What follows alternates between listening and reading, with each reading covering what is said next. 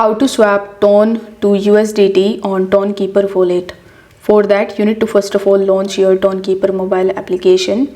Then you just have to simply tap on the swap option that would be most probably on the home page and most probably would be the fourth option.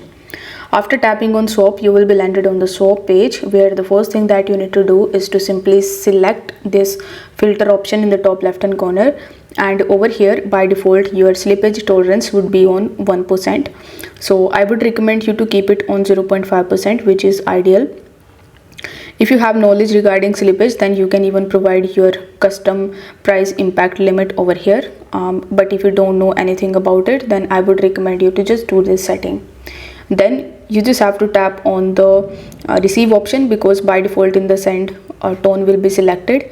So since we want to swap from Ton to USDT, you just have to select this pair like this.